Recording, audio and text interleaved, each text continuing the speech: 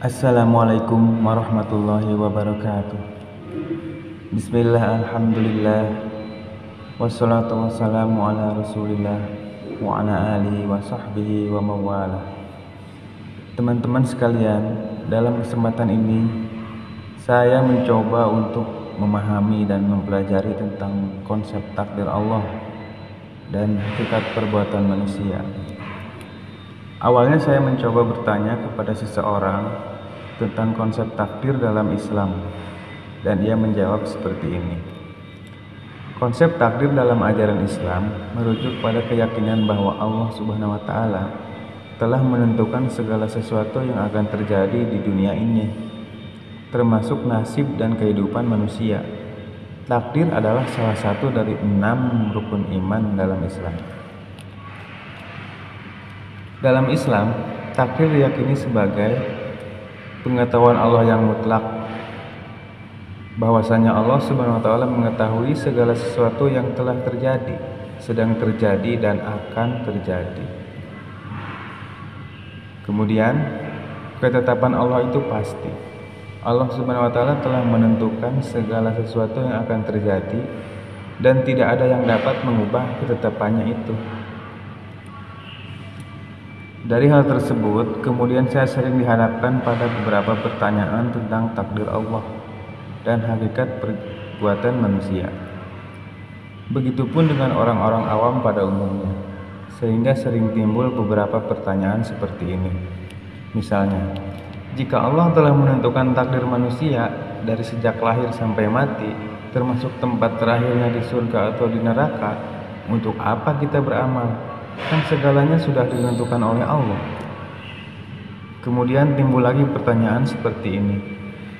Di manakah keadilan Allah ketika menciptakan seseorang yang jahat di dunia dan kemudian menempatkannya nanti di neraka? Bagaimana kalau orang jahat tersebut nantinya di akhirat protes bahwa Allah tidak adil karena telah menciptakan dia jadi orang jahat sehingga harus menerima hukumannya di neraka? Kemudian ada lagi pertanyaan seperti ini. Mengapa ada peperangan di dunia ini? Adakah itu Allah yang menciptakannya?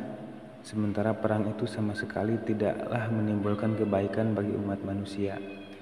Bahkan menimbulkan kehancuran dan keburukan bagi pelaku perang itu sendiri. Dan orang-orang yang tidak berdosa sekalipun ikut merasakan penderitaan akibat perang tersebut.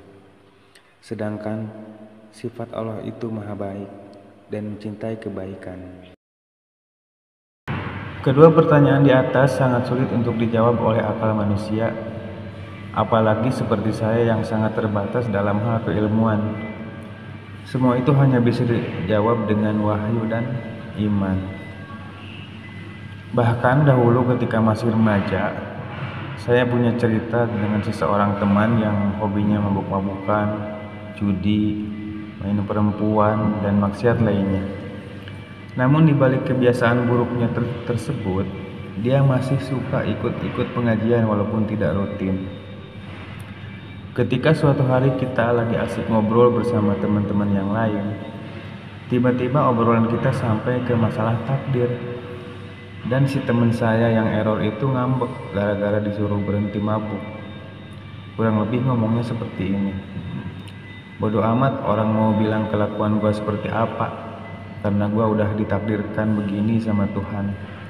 Bahkan mungkin gue nanti akan ditempatkan di neraka jahanam.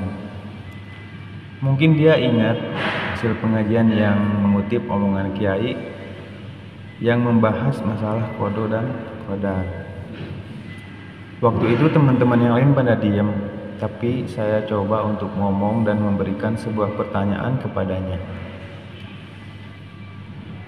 Saya bertanya seperti ini, emangnya kamu sudah tahu dengan pasti nanti akan masuk neraka? Lalu dia jawab, belum pasti juga sih. Kata saya lagi, sekarang kesimpulannya begini aja. Kalau kamu sudah tahu dengan pasti bahwa tempatmu nanti di neraka, maka bebaslah kamu mau berbuat apa di dunia ini. Mau mabok, mau judi, mau zina, dan lain-lain, silahkan bebas, yang penting itu bisa menyenangkan kamu, mumpung kamu masih hidup. Tapi ingat, kalau kamu belum tahu pasti tempat terakhir kamu nanti, Maka berusahalah kamu untuk jadi orang yang benar, dan berusaha juga untuk meninggalkan maksiat-maksiat itu. Allah menyuruh manusia untuk husnudzon, maka berbaik sangkalah kamu kepada Allah agar prasangka baikmu itu membawa kamu untuk beramal soleh. Dari kejadian di atas, tahulah kita bahwa masih banyak orang yang tidak mengerti konsep takdir dan keadilan Allah. Ya, termasuk diriku sendiri yang boro-boro ustadz, sekalipun bukan. Namun saya mencoba membuat kesimpulan dengan bersandar kepada pendapat-pendapat para ulama yang pernah kubaca.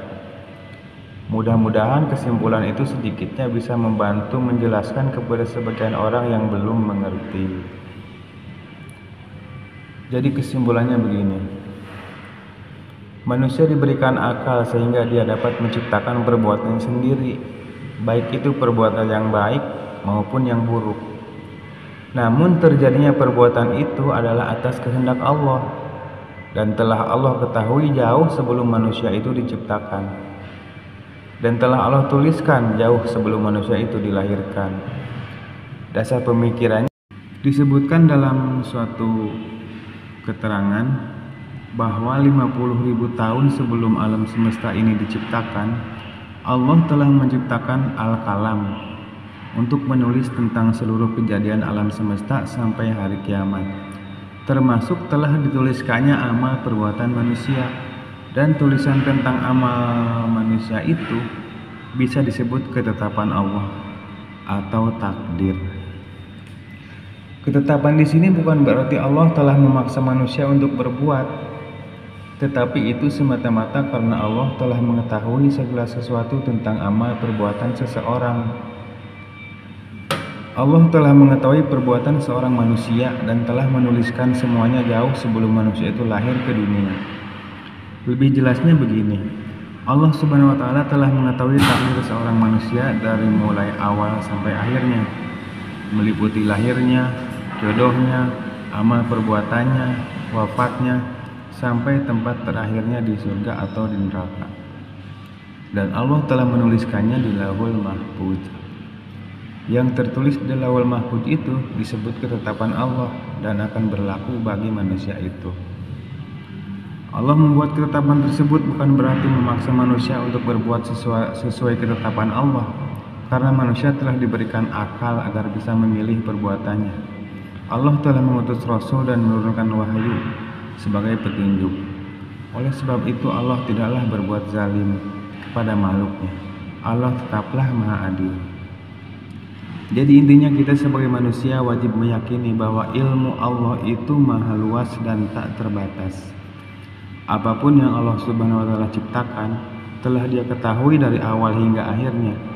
Dan dari pengetahuannya yang maha luas itu, Allah telah membuat ketetapannya yang akan berlaku bagi manusia dan seluruh alam semesta. Dan Allah telah memerintahkan kepada Al-Qalam untuk menuliskan semuanya. Dan perlu dicatat bahwa dari segala ketetapan-ketetapan yang telah Allah tuliskan itu bersifat rahasia. Artinya tiada seorang pun yang tahu tentang takdir itu. Dan sebagai manusia kita hanya dituntut untuk berusaha dan berdoa. Mudah-mudahan kita termasuk dalam golongan hambanya yang baik dan selamat di dunia dan akhirat. Sebagai referensi berikut saya sampaikan satu hadis dari Rasulullah SAW. Dari Ali radhiyallahu anhu berkata, kami duduk bersama Nabi SAW dan beliau sedang membawa tongkat sambil digores-goreskan ke tanah, seraya bersabda, tidak ada seorang pun di antara kalian kecuali telah ditetapkan tempat duduknya di neraka atau di surga. Hadis riwayat Bukhari dan Muslim. Lalu ada sahabat yang bertanya, wahai Rasulullah, kalau begitu apakah kami tinggalkan amal saleh dan bersandar dengan apa yang telah dituliskan untuk kami? Maksudnya sahabat itu pasrah saja, gak usah melakukan sesuatu usaha apapun. Kemudian Nabi SAW bersabda, beramallah kalian, sebab semuanya telah dimudahkan terhadap apa yang diciptakan untuknya. Adapun orang-orang yang bahagia, maka mereka akan mudah untuk mengamalkan amalan yang menyebabkannya menjadi orang bahagia. Dan mereka yang celaka akan mudah mengamalkan amalan-amalan yang menyebabkannya menjadi orang yang celaka. Kemudian Nabi Shallallahu Alaihi Wasallam membaca firman Allah yang artinya, adapun orang yang memberikan hartanya di jalan Allah dan bertakwa dan membenarkan adanya pahala yang terbaik yaitu surga, maka kami kelak akan menyiapkan baginya jalan yang mudah. Hadis riwayat Bukhari, kitab At-Tafsir, dan Muslim, kitab Al-Qadar. Demikianlah telah saya sampaikan beberapa keterangan tentang konsep takdir dan perbuatan manusia. Mohon maaf apabila ada perkataanku yang salah. Wassalamualaikum warahmatullahi wabarakatuh.